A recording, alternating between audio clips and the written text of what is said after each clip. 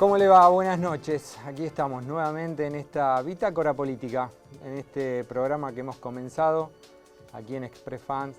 La idea es charlar, como decíamos siempre, ¿no? Charlar, debatir, intercambiar ideas. Son momentos donde se necesita, digo, el intercambio de ideas, ver la posibilidad de que hay otra salida, hay alguna esperanza.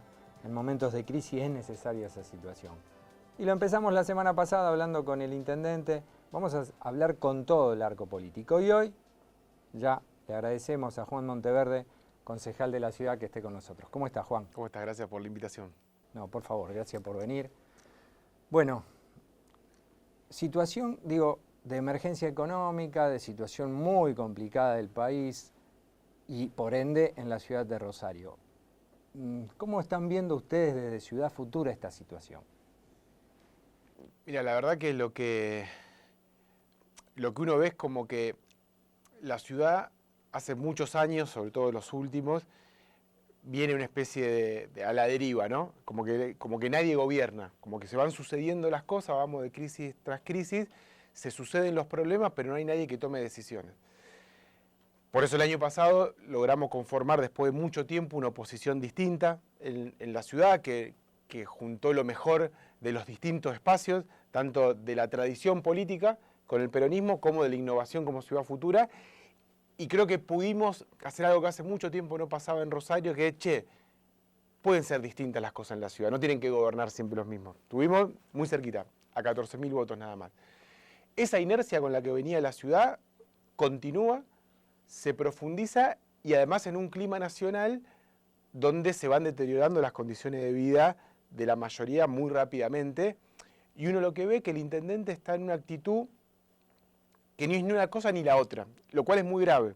Digo, yo creo que hoy Hapkin tiene miedo de decir que está a favor de Milei y tiene miedo de decir que está en contra y pelear. Entonces estamos en una situación muy compleja porque, por ejemplo, se ve en cada uno de los temas, pero el transporte, por ejemplo. Sabemos que nos quitan subsidios, nos quitan derechos todo el tiempo y el intendente no levanta la voz ni una sola vez. O sea, no confronta con eso. A ver si, bueno, no confronta, pero su estrategia es acordar. Dice, bueno, yo apoyo a Milei porque creo en este modelo, entonces acuerdo y logro soluciones. Bueno, ninguna de las dos cosas. Entonces, realmente es una situación muy grave. Sobre todo porque hubo otras épocas donde a nivel nacional había gobiernos ultra neoliberales como este, por ejemplo el menemismo, y en Rosario, en su momento Wiener, hizo una cosa distinta. Digamos, no se alineó con las políticas neoliberales como está haciendo Hapkin, sino que hizo un camino distinto.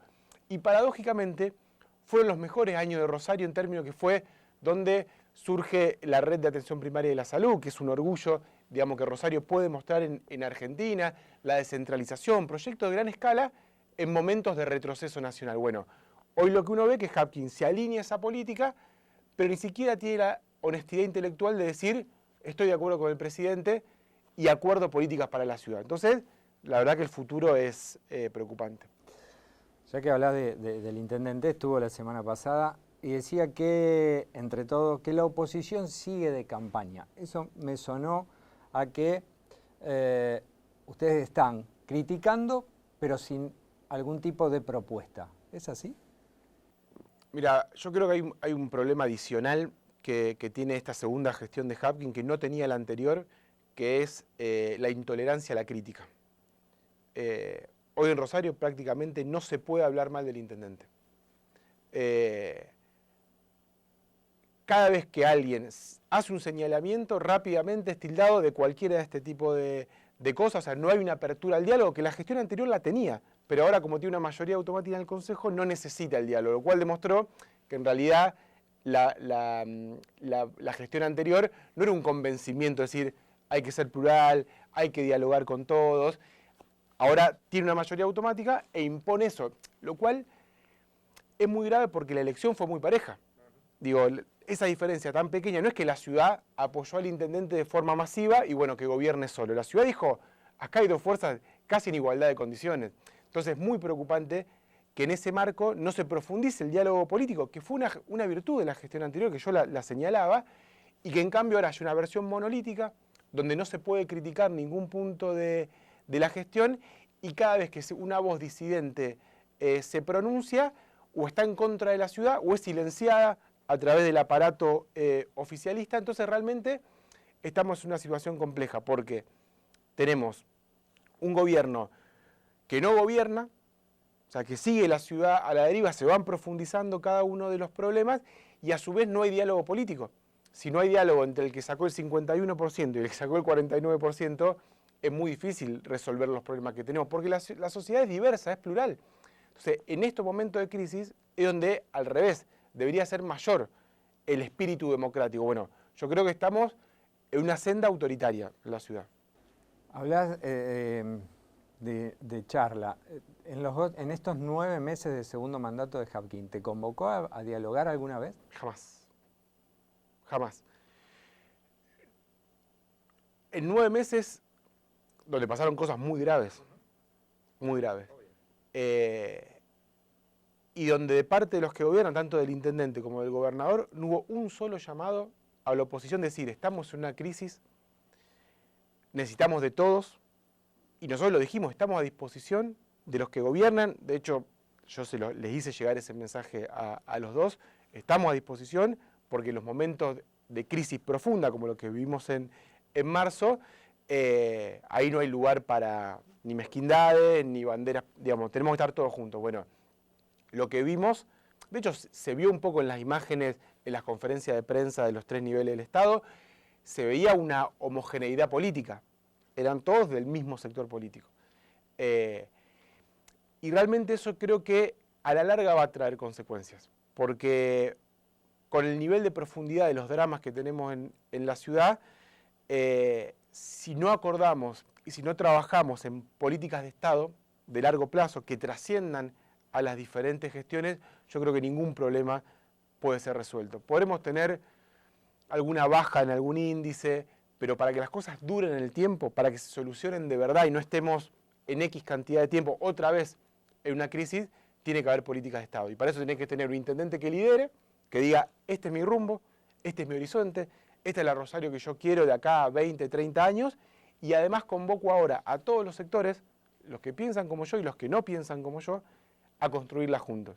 Obviamente, en lo que acordemos, tenemos visiones distintas, pero siempre hay puntos donde podemos estar de acuerdo. Y los 4 años anteriores lo hemos demostrado. Nosotros hemos trabajado temas puntuales que los llevamos nosotros como propuesta y los pudimos trabajar. Bueno, yo creo que ahora hay un viraje, un poco producto de ese alineamiento con las políticas nacionales, con esta moda de ultraderecha y demás. Entonces, bueno, el intendente se alinea ahí y piensa que puede gobernar solo. Yo creo que eso tiene patas cortas, yo creo que los problemas son muy graves y que cada mes que pasa, cada año que pasa,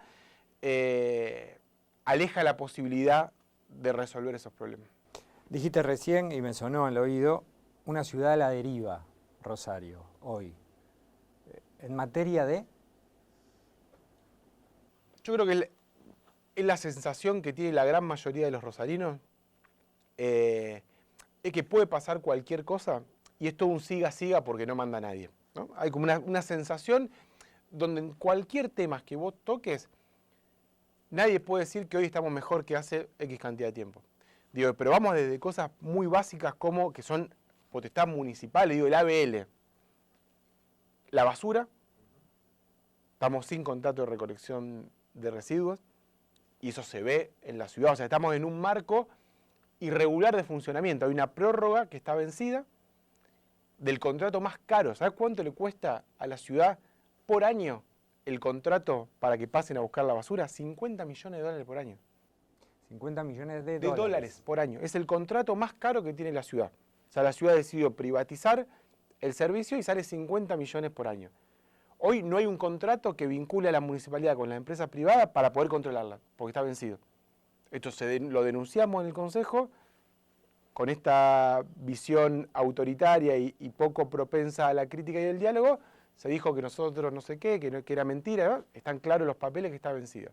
Entonces vos tenés una ciudad que hoy, vale, o sea, caminás por la calle y te das cuenta lo abandonada que está la ciudad en tema básico como limpiar la ciudad. Y una cosa que cualquier intendente de un municipio enorme o un municipio chiquito, tiene que pasar a buscar la basura, tiene que estar limpia. Bueno, en ese sentido la deriva. Transporte, otro tema fundamental de una ciudad, que también es básico, que no depende de ningún otro estamento. sea, Rosario desde la pandemia no logra recuperar un sistema de transporte integrado como teníamos antes, que siempre con las críticas, pero era un sistema que funcionaba.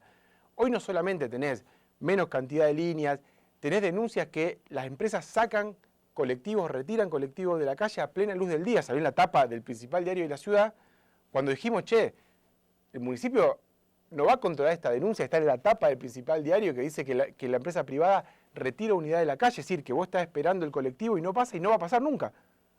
Porque el empresario decidió ajustar dañando la frecuencia. Cuando denunciamos eso, también nos dijeron que estábamos haciendo campaña, que no era cierto, inclusive el secretario de gobierno justificando a la propia empresa, diciendo que bueno, que con estos niveles de inflación y demás, era lógico que se tenga que achicar. O sea, el funcionario cuya obligación por ley es controlar a la empresa prestadora de servicios, al aire en una nota justifica que la empresa, o sea, son cosas muy básicas. El alumbrado de los accesos de la ciudad, nosotros lo denunciamos a principio de año. Cuando se hacían los grandes anuncios de militarización de la ciudad, hicimos una recorrida por los principales accesos a la ciudad y están oscuras. Es cambiar un foquito, a oscuras. El único lugar que arreglaron después de esa denuncia, casualmente fue donde hicimos el móvil del noticiero del mediodía. Entonces, ese lugar, porque salió en el noticiero del mediodía, fueron y cambiaron los focos. En el resto de la ciudad sigue todo igual. Digo, a eso me refiero con que hay un estado de abandono general, que la gente lo nota, y en paralelo a eso, un relato municipal como de un cambio de etapa de la ciudad, como que ahora las cosas están mejorando y que entonces...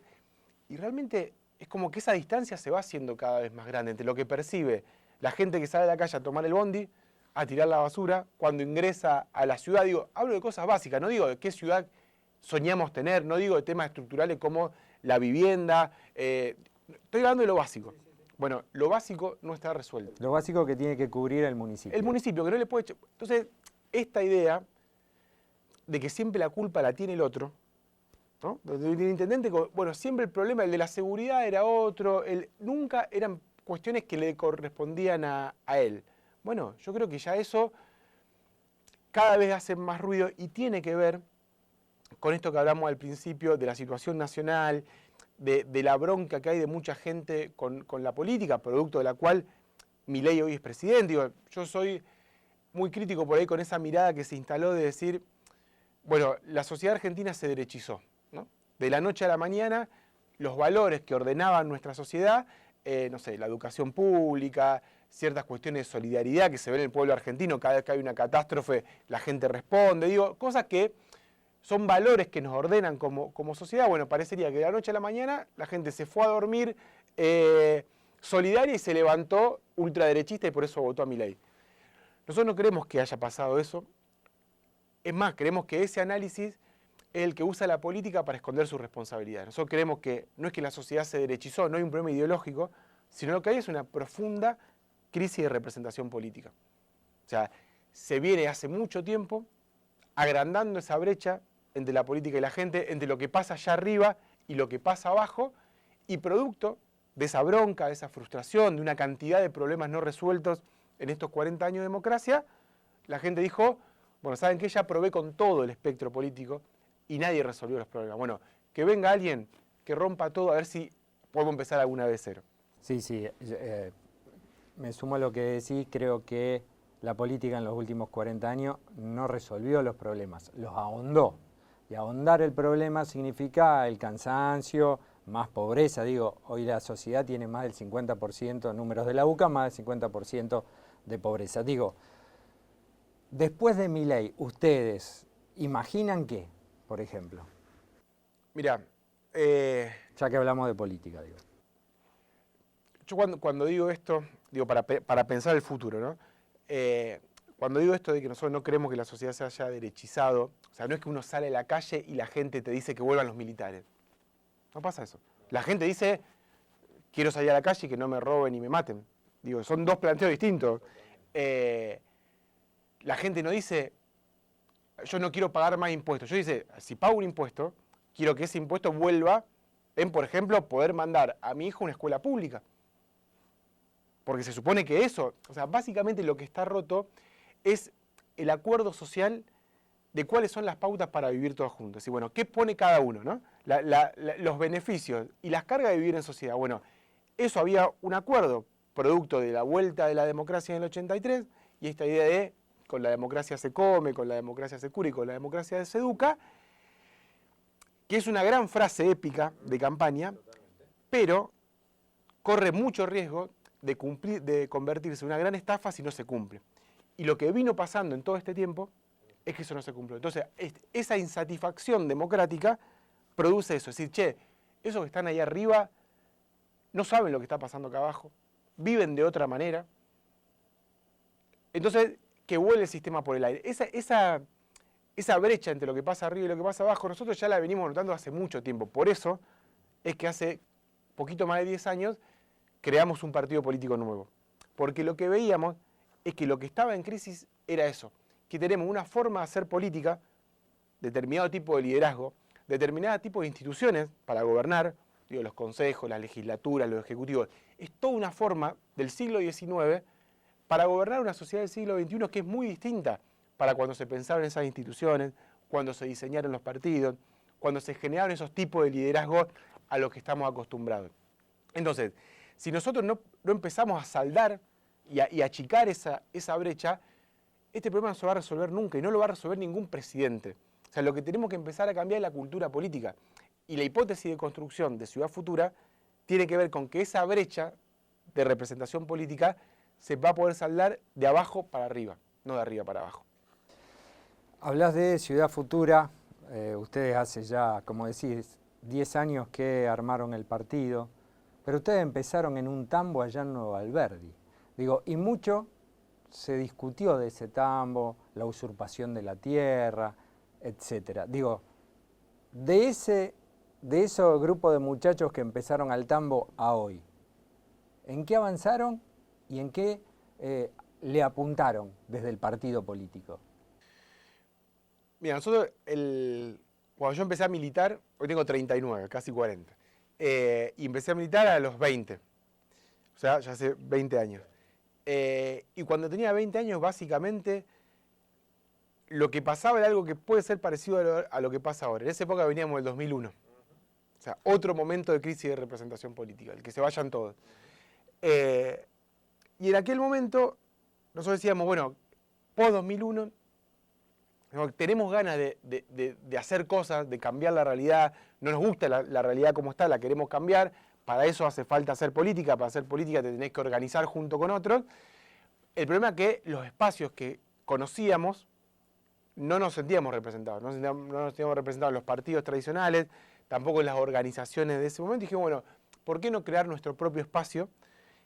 Y además creemos que hay muchos jóvenes en ese momento con esas mismas inquietudes, o sea, que tienen ganas de hacer cosas, pero no encuentran el lugar desde donde poder hacerlo, por ende no participan. Entonces, si nosotros buscamos una vuelta y mostramos que la política puede ser otra cosa a unos tipos hablando en un parlamento, y solamente hablando, y solamente diciendo cómo deberían ser las cosas, sino le damos una vuelta y nos ponemos a trabajar ahí donde más se necesita. Por eso empezamos a militar en Nuevo Alberdi, en el barrio, y llegamos a ese tambo por defender a los vecinos que los querían desalojar. Y si además de defender a los vecinos y de resistir somos capaces de proponer un modelo alternativo, entonces ahí llega, digamos, cuando vamos a ayudar a Oscar, al tambero, y decir, che, atrás de esto podemos mostrar que en la periferia de las ciudades es mentira esto de que o solo son asentamientos irregulares, hoy llamados barrios populares, o barrios privados, que pueda haber un modelo de periferia de la ciudad donde haya lugar para que la gente pueda vivir, donde haya lugar para que la gente pueda producir alimentos para la misma ciudad y que no tengamos que esta locura que una planta de lechuga recorre 300 kilómetros antes de llegar a nuestra mesa cuando la podemos producir acá al lado. Entonces, si en esos lugares podemos ser capaces no solamente de decir lo que no queremos, sino además decir, che, construyamos un modelo alternativo. Entonces empezamos a hacer producir la tierra y montamos una industria láctea, que debe ser una de las industrias más complejas de la Argentina en términos de lo que significa eso. Entonces decir, che, mirá, podemos llevar productos de mayor calidad a lo que te ofrece el mercado, a un menor precio y en condiciones de producción justas. Bueno, ahí hay un modelo. Hay un modelo que excede a ese pedazo de tierra, a esta ciudad. O sea, hay una lógica de producción de alimentos en un país cuya especialidad es producir alimentos y donde además los alimentos hace 10 años que van a la vanguardia de la inflación, una locura total. Entonces, bueno, acá hay un modelo, esto se puede escalar. A su vez, fundamos la primera escuela de gestión social en el mismo barrio para mostrar que podemos generar un modelo educativo alternativo donde esos pibes que muchas veces son estigmatizados como, bueno, o esta idea de, en Argentina se perdió la cultura del trabajo, se perdió la movilidad social ascendente, o sea, esa idea de que uno, independientemente del lugar donde nació, tenía un sistema con educación pública de calidad, con trabajo, donde, bueno, vos naciste en un barrio, pero fruto de tu esfuerzo, vos podías ir escalando en tu posición social y vivir mejor de lo que vivieron tus padres y que tus hijos puedan vivir mejor que vos. Bueno, eso es un modelo de nación. O sea, nacer con la expectativa y tu viejo te apoyaba para decir, che, vos vas a tener lo que yo no pude tener y así sucesivamente y un país avanza. Bueno, la educación es algo clave para eso. Entonces dijimos, che, si nosotros fundamos un modelo educativo diferente al modelo educativo tradicional, diferente al del Estado, a la educación pública, y diferente también a la educación privada, que tenga que ver con la realidad, donde haya una asociación entre el docente y el estudiante para construir conocimiento juntos, capaz que funciona. Bueno, hace 10 años que llevamos ese proyecto adelante y todos los años más de 100 estudiantes se gradúan. No nos da el tamaño de las aulas, de la cantidad de pibes y pibas que se quieren inscribir y que muchos después van a la universidad, volviendo realidad ese sueño de la movilidad social. Bueno, ahí eso no es una linda experiencia de una escuela. Después hicimos otra en la zona sur, en Tablada. Es un modelo. Entonces, todos estos años, nosotros fuimos creando un modelo alternativo de gobernar. Y lo hicimos desde el llano. Lo hicimos sin apoyo, o sea, sin que sea una política pública. Sin apoyo económico. Entonces, eso, en todo eso, nosotros no solamente fuimos activando la imaginación política, que yo creo la mayor grave, la situación más grave que vive hoy la política es de crisis de imaginación. O sea, ¿cuál es el modelo de sociedad que propone la política que no sea Milei, ¿no? Todos los anti-Milei. ¿Cuál es el modelo de sociedad que proponen? No está claro. ¿Cuál es la ley bases de este lado? ¿Cuál es el DNU de este lado? No está. Porque hay una crisis, producto de estos 40 años de fracaso en fracaso, hay una crisis de imaginación. Y una crisis de imaginación que parece algo abstracto, después se visualiza en el modo de vida que tenemos. Entonces, en todos estos años, en cada uno de estos espacios, o como puede ser el Distrito 7, acá cerca, digo, en otra realidad, no una realidad de la periferia, sino en el centro de la ciudad, bueno, logramos que exista un lugar donde la cultura puede ser un lugar que no sea para una cuestión mercantil, sino que sea un lugar de desarrollo para bandas emergentes, que además sea un lugar que va a toda la ciudad, que genera puestos de trabajo. Bueno, en todo eso hay aprendizaje, donde vamos activando la imaginación política, es decir, che, la sociedad puede ser otra cosa. Hay otra forma de ordenar la vida que no sea esta que padecemos todos los días. Bueno, la imaginamos, somos capaces de imaginarlo.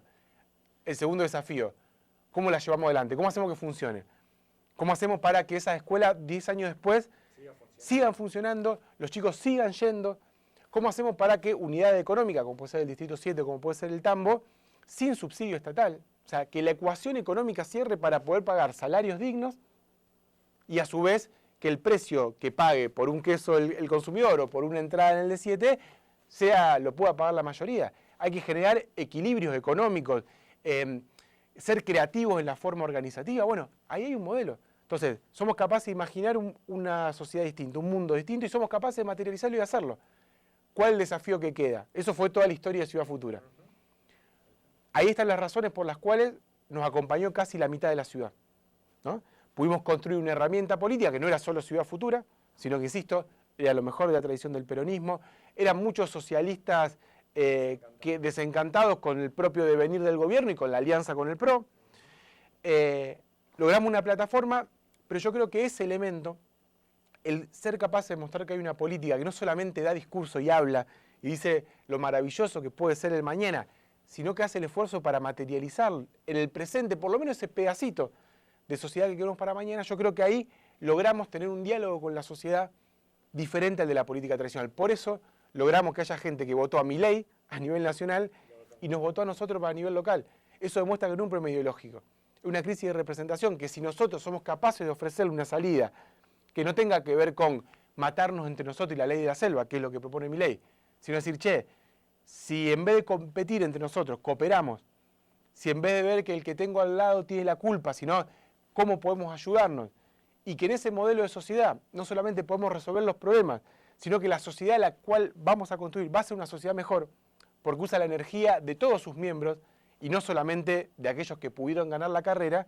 Bueno, ahí vamos a estar más cerca de qué viene después de mi ley. Bueno, después de mi ley va a venir lo que seamos capaces de construir hoy. ¿Cuál es el desafío que queda para los próximos años de Ciudad Futura, de Rosario Sin Miedo? Te diría de Rosario Sin Miedo como nuevo espacio político.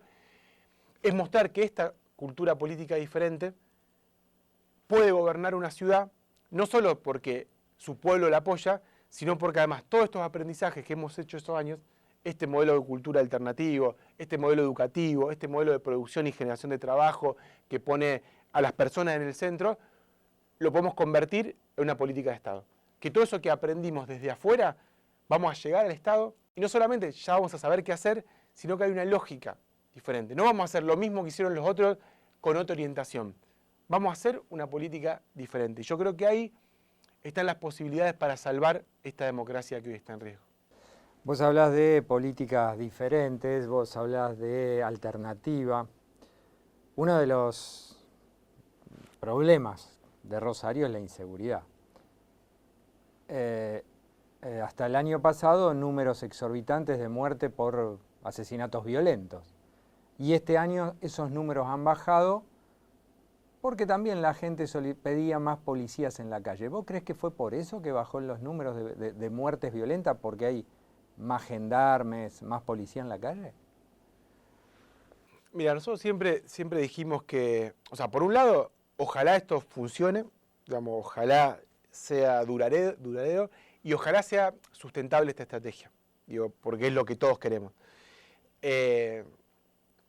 Nosotros venimos diciendo hace tiempo que si hay algo que aprendimos en Rosario después de más de 10 años de violencia, de dolor, de que esto no es un tema más de la agenda.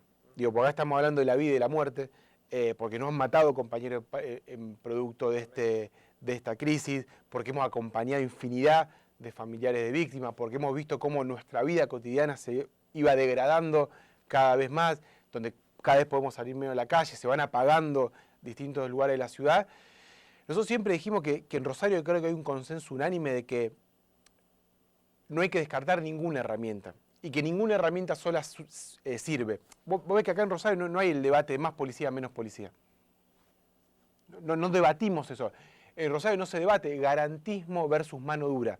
Esos debates quizá que se dan a nivel nacional, más en términos maniqueos, como se da siempre todo debate en política. Entonces nos ponemos todo un lado o todo el otro. Esa lógica en la seguridad, por suerte, que en realidad yo creo que es por tanto dolor que atravesar nuestra ciudad, por suerte no se da. Entonces hoy nadie está discutiendo ni esta estrategia ni las anteriores en esos términos. Todos sabemos, y yo lo he repetido hasta el cansancio, que acá hay que usar todos los elementos a disposición y todos los instrumentos. La represión, o sea, perseguir al delito, hasta la inclusión social, ¿no? Siempre, digo, muchas veces esta discusión entre el progresismo y la derecha, decir, bueno, esto se soluciona solamente con mano dura, eso es mentira, porque está demostrado en todo el mundo que eso es mentira, que puede tener resultado de corto plazo, pero a largo plazo el problema vuelve y más grave. Ahora, también está demostrado que solamente construyendo escuelas y hospitales con ese título general tampoco lo resuelve. Es una política social que está bien, pero no una política de seguridad. Hay que hacer una política integral. La clave es quién conduce y hacia dónde se conduce esa estrategia. Nosotros lo dijimos durante toda la campaña, de hecho el espacio político se llama Rosario Sin Miedo, o sea, porque es el principal problema. Para nosotros la salida de la crisis de la ciudad tenía que ser la oportunidad para regenerar todo lo que se fue rompiendo en este tiempo, ¿no? Que ese objetivo de ponernos, che, tenemos que construir una Rosario sin miedo, tiene que ser un horizonte que todo o la gran mayoría de los rosarinos estemos de acuerdo y todos hagamos algo para lograrlo. Entonces yo decía, Rosario sin miedo no es el nombre de un espacio político, es una convocatoria a toda la sociedad, que obviamente es a la política primero, pero después a los empresarios, a los dueños de los medios de comunicación, a los sindicatos, a los movimientos sociales, y bueno, ¿qué va a poner cada uno para esto? Porque esto no vamos a salir de la noche a la mañana. Esto es un proceso que viene de hace mucho tiempo. La violencia, el narcotráfico, las economías delictivas permearon gran parte de la sociedad en términos de consumo, pero también permearon gran parte del Estado y gran parte de la economía. O sea, gran parte del Estado en términos de policía, en términos de corrupción. ¿Cuántos policías presos hay en un montón de causas? De hecho, en la causa de los monos, la mitad más uno de la banda eran policías. Tenemos fiscales presos por casos de corrupción. Tenemos casos como las cajas de alimentos en manos de los monos, cajas de alimentos del municipio. Digo, ¿eso significa que son todos narcos? No. Significa que la estructura narcocriminal y la plata y los vínculos permearon. Esto pasó en todos los lugares del mundo. Entonces, no es que de la noche a la mañana eso que permeó desaparece. Esto yo lo discutí en la campaña mucho con los empresarios. Que al principio ellos no veían bien nuestra propuesta de la agencia antilavado, que fue una propuesta nuestra, que después la toma el intendente, pero fue una propuesta nuestra. Un ejemplo que en una época había diálogo político. Al principio, sobre todo el sector de la construcción, lo veía como poner palos en la rueda del desarrollo económico de la ciudad. Entonces, estaban en contra de la propuesta. En distintas jornadas de trabajo, hablando, avanzando la crisis, al final terminaron apoyando la creación de la agencia.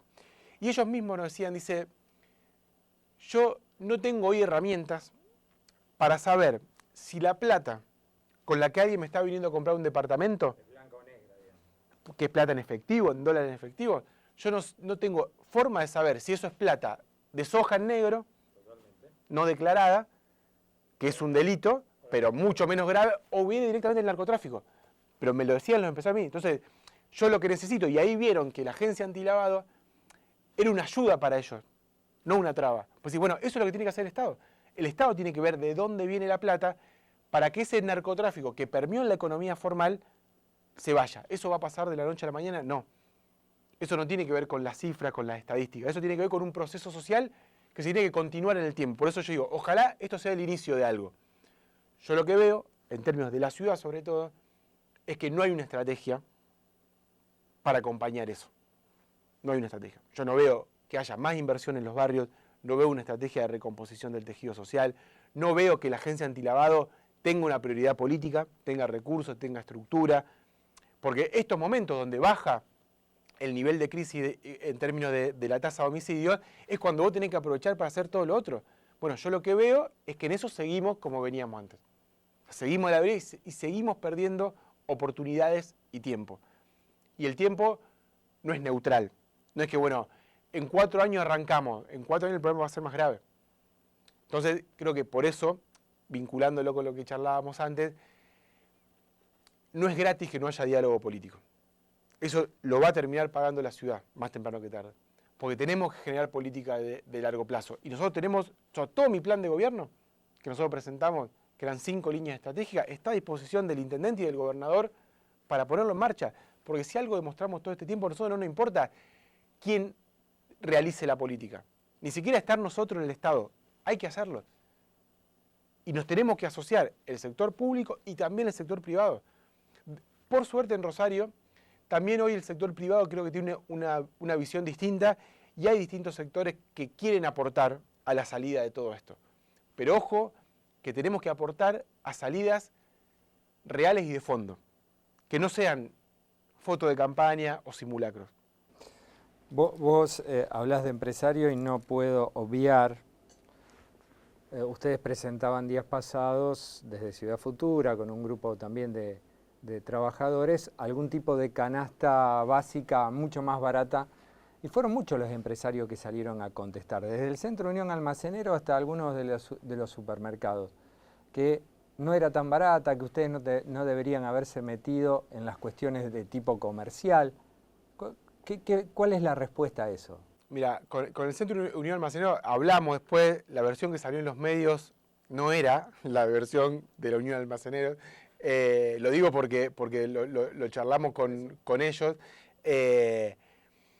Ahí creo que también fue parte, todo ese relato también creo que tiene mucho que ver el municipio y la falta de, la poca tolerancia a a que no existe un relato único. O sea, lo que quiere el municipio es que haya un relato único en la ciudad. Y cada vez que aparece o una crítica, una disidencia o una alternativa, hay una necesidad del municipio de atacar esa alternativa. De hecho, era muy loco que se esté atacando una política, que era una política social, porque la empresa pública de alimentos es una política que estamos haciendo desde afuera del Estado, y se la atacó como si fuera una política oficial. Digo, ahí hay un elemento que después lo vamos a profundizar. En términos de la empresa pública de alimentos, es otro ejemplo de esto que charlábamos antes, de cómo logramos activar la imaginación política y buscamos soluciones reales a los problemas reales que tenemos. Ese fue un proyecto que nosotros empezamos a diseñar, a pensar como desafío en la pandemia.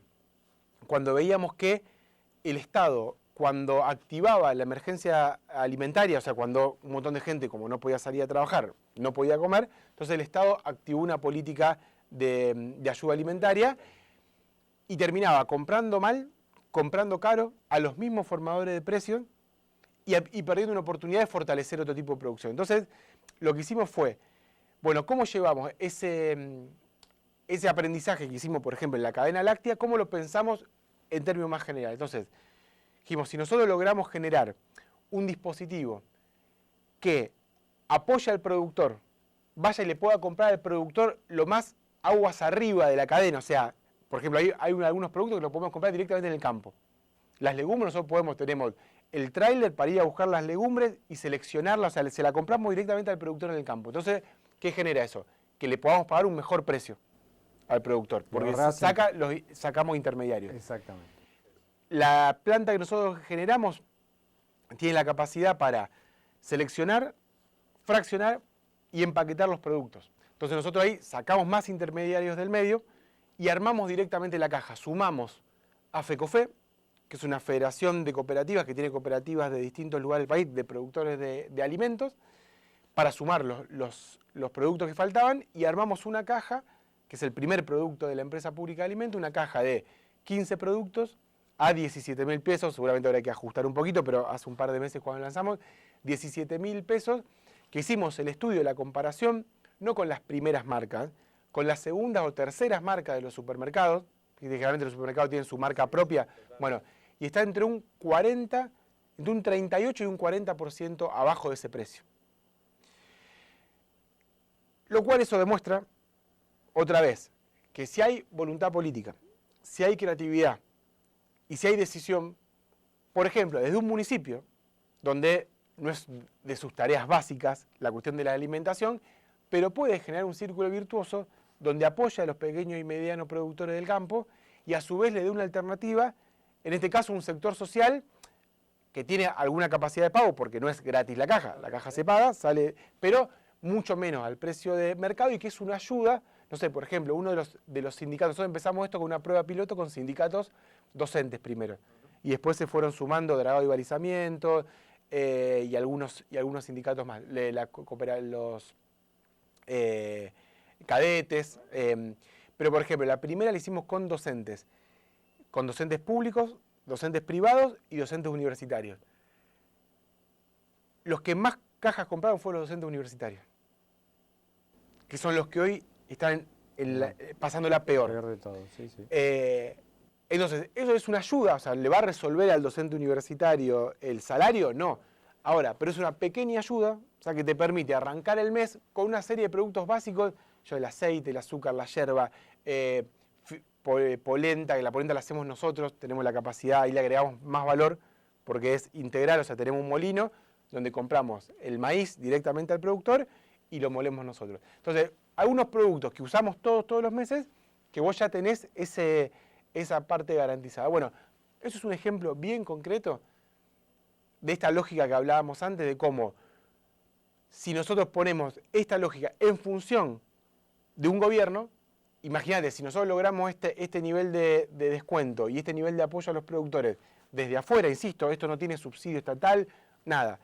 Imagínate si lo pones a un municipio en función de esa política, con los alimentos, con distintos temas, básicamente con la vida cotidiana.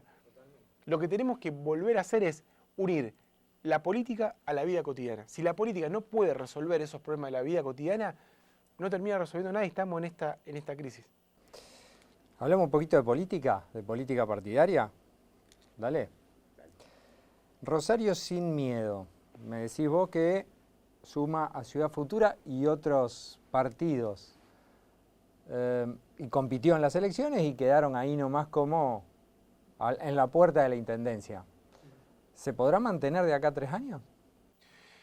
No solamente se puede mantener y se va a mantener, sino que el primer requisito que pusimos cuando nos sentamos la primera vez a charlar con los distintos sectores, con el peronismo, con los sindicatos, con los movimientos sociales, dijimos, la clave para que esto no sea otra vez una alianza electoral que después termina otra vez en la nada y en una nueva desilusión, un nuevo fracaso, es que todos nos comprometamos a que esto que empieza hoy no termine en la elección, sea cual sea el resultado.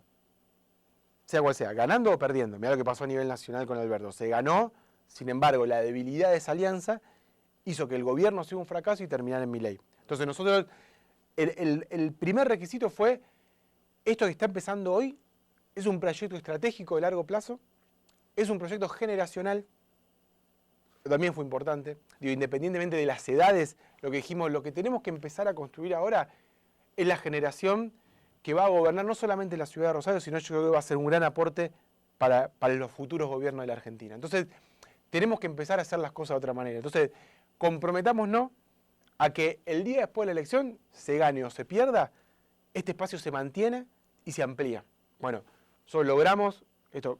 Primero fuimos a una primaria, que yo quiero reivindicar ese elemento, digo, porque creo que la política se tiene que animar a darle poder a la gente, a que las decisiones importantes las tome la gente, o sea, no cerrar en una mesa entre 4 dirigentes, sino, bueno, conformemos una cancha grande y que la gente decida quién va a ser el cambio. O sea, Rosario necesita un cambio. ¿Qué tipo de cambio? Bueno, que la gente decida el rumbo. Yo creo que eso hay que repetirlo con otros temas. O sea, consultas populares, digo, pensemos en Argentina. ¿Qué hubiese pasado si el acuerdo con el Fondo Monetario Internacional se hubiese convocado un plebiscito para ver qué opinaba la gente? Tanto cuando Macri tomó el crédito como cuando Alberto lo pagó. Sí, che, esta es la propuesta. ¿Estamos de acuerdo o no estamos de acuerdo? Bueno, yo creo que esas son las cosas que tenemos que ir haciendo distintas. Bueno, hicimos una primaria, ganó nuestra propuesta, que básicamente tenía que ver con que tenemos que hacer algo plural y diverso, que no hay un partido, ni un candidato que nos va a salvar, que lo que nos va a salvar es una construcción colectiva que tiene que ser capaz de representarnos a todos y que en esa representación nadie pierda su identidad. Es decir, no es que nosotros nos convertimos en peronistas por estar en esa interna, ni que el peronismo se convirtió en Ciudad Futura, ni que los socialistas que venían con su identidad, no, cada uno mantiene su identidad y hace su aporte, lo mejor de su espacio lo aporta esto en común. Bueno, fuimos a la elección, ganamos la primaria, estuvimos muy cerquita de ganar las generales, pero seguimos trabajando hoy en el Consejo en un interbloque. De hecho, estamos los 4 concejales de Ciudad Futura, está Mariano Romero, que era una de las listas que estaba en Rosario Sin Miedo, además de la de Karen. Se sumó Norma López al espacio, que Norma López era parte del esquema con el cual competimos. Pues a Roberto Zuckerman el candidato a intendente y Norma era parte de esa estrategia, lo cual a mí me parece un gran mérito. O sea, que con los que hasta ayer estábamos compitiendo en términos electorales, hoy estemos juntos. Creo que eso es una muestra a la sociedad de que las diferencias se pueden debatir y sintetizar de forma democrática. Entonces, ahora somos más que antes. No solamente no nos dividimos porque por muy poquito no ganamos, que era lo más natural que podía suceder, sino que no solamente seguimos juntos, sino que hay más gente. Bueno, ese es el camino que vamos a profundizar el año que viene. Y además, esto que empezó en Rosario, lo vamos a llevar a toda la provincia de Santa Fe. O sea, esto que pasó en Rosario, que encontramos una clave de construcción política distinta, digo, más allá de los candidatos y demás, yo creo que lo que se encontró y lo que logró conectar con la gente fue eso, que encontramos un método de construcción política diferente. Bueno, eso lo estamos ya expandiendo por distintos lugares de la ciudad, de la provincia. Mucha gente se contactó con nosotros, gente que no está organizada y dice, che, yo quiero hacer Ciudad Futura, fundar Ciudad Futura en mi localidad. O sea, en Reconquista, por ejemplo. Se están organizando los compañeros en Reconquista, en Rafaela, en Venado Tuerto ya tenemos concejales, de hecho salimos segunda fuerza en las últimas 2 elecciones. ¿En Santa Fe? en Ciudad de Santa Fe. En cada uno de los nodos de las regiones de Santa Fe se está desarrollando Ciudad Futura, pero además sectores del peronismo que vieron, che, tenemos que hacer lo que hizo Rosario. O sea, en medio donde hubo una gran debacle de la política tradicional, en Rosario el peronismo hizo otra cosa, hizo algo disruptivo, innovador, con muy buenos resultados. Bueno, este es el camino que tenemos que transitar. Bueno, esa es la tarea que tenemos ahora y que estamos trabajando. Hablabas recién dentro del interbloque en el Consejo, pero hay otra fuerza, digo, la fuerza que tiene como concejal a Leonardo Caruana, está lo que era el perotismo con Cavatorta, digo, ¿se podrá también llegar a armar algo en ese sector? De cara a lo que viene, digo, ¿no? Mirá, yo creo que siempre nosotros dijimos que esto, que Rosario Sin Miedo es una invitación abierta. De hecho, bueno, con Carlito del Frade estamos, que es del espacio de Caruana, en el Frente Amplio de la Soberanía, estamos en conversaciones permanentes. De hecho, hicimos el intento en las elecciones de poder armar alguna propuesta, alguna ingeniería que nos permita estar todos juntos, porque yo creo que con todos estos sectores tenemos un 80% de coincidencias, en términos ideológicos, en términos programáticos, en términos de sensibilidad también. Digo que esto a mí me parece importante, o sea, no nos da lo mismo. No nos da, o sea, no es que uno abre un diario y dice 50% de pobre y es un dato más de la estadística. O sea, porque estamos en los barrios, o sea, convivimos con esas cosas y básicamente hacemos política para transformar eso primero. Después yo creo que entre eso común que pensamos juntos y que la lógica indica que tenemos que estar juntos y no compitiendo, y la realidad creo que muchas veces lo que termina pasando es que termina ganando la cultura política tradicional. Creo que hay una batalla en estos momentos entre dos culturas políticas. Entre la cultura política que fracasó en Argentina en estos 40 años, que creo que tiene en el final de Alberto Fernández, en las denuncias de los últimos meses, yo creo que tiene la expresión más descarnada de lo peor de esa cultura política. Y nosotros insistimos, de hecho hicimos un texto que salió publicado en Rosario 12 que se llama Destrucción Total, que escribimos con Karen, para decir, che, eso no tiene que pasar como una noticia más. Y tampoco puede pasar como era solamente Alberto Fernández. O sea, hay una cultura que se sintetiza en eso que pasó, que yo te digo que está en el 100% de los partidos políticos. El tema que hacen los partidos políticos con ese tipo de cosas. Entonces, yo creo que hoy hay una batalla que tiene que ver entre estas dos culturas políticas. La vieja cultura política que nos trajo hasta acá, que no termina de morir, y la nueva cultura política que no termina de nacer. Digo, hay una batalla ahí y que tenemos que ver cómo esta nueva forma de hacer las cosas logra convencer a los que tiene que convencer, que se sumen a esta nueva lógica, y termina de combatir a los que hay que combatir. Me parece que ahí la gran mayoría tiene que estar adentro, pero también hay gente que tiene que estar afuera, gente en términos de ideas, ¿no? Sí, no por nadie en particular. Totalmente. Pero para terminar con las prácticas hay que decirle, che, está todo bien, somos amplios, pero hay prácticas que hay que terminar. Digo, y ahí creo que hay un desafío doble de nuestro campo, del campo crítico, como me gusta decir a mí en términos de todos los que queremos cambiar el mundo. No importa de qué partido seamos, y uno se piensa más peronista, otro más de izquierda, otro más de centro-izquierda. Bueno, yo creo que hay un campo que son los que queremos cambiar el mundo y otro campo que quieren dejar el mundo como está. Bueno, los de este lado yo creo que tenemos que ser mucho más exigentes en términos de que todo aquello que nosotros decimos que tiene que ser el mundo, lo tenemos que hacer nosotros en nuestra vida, en nuestro partido, en nuestro espacio. Entonces, no se puede robar, no se puede mentir, se tiene que trabajar, los vínculos que establecemos entre nosotros tienen que ser vínculos igualitarios, vínculos sanos. Bueno, todo eso lo tenemos que hacer en nuestro día a día. Es imposible que la sociedad nos crea en un mañana distinto que nosotros no seamos capaces de mostrar ahora. Así como si no somos capaces de mostrar que podemos producir alimentos de otra forma, educar de otra forma, bueno, en nuestras organizaciones políticas tenemos que ser los primeros en dar el ejemplo. La última, porque ya no tenemos casi más tiempo. De ese Juan Monteverde que trabajó en la revista, que no me puedo acordar el nombre, de Van der Kooi y Bertone, Rosario Express. Rosario Express, a este Monteverde que está encabezando este grupo político Ciudad Futura, Rosario Sin Miedo. ¿Qué pasó en el medio? ¿Qué avanzó? Creo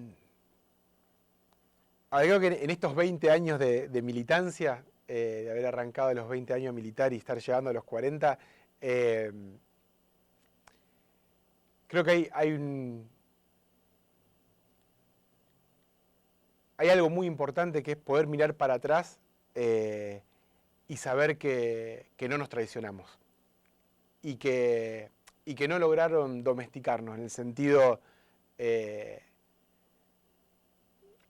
que sabe hacer muy bien la política y las instituciones. Todo el sistema está creado para que gente con buenas intenciones entre a la política queriendo cambiar el mundo y a los poquitos años su única preocupación sea querer cambiar el auto. La política está diseñada para eso.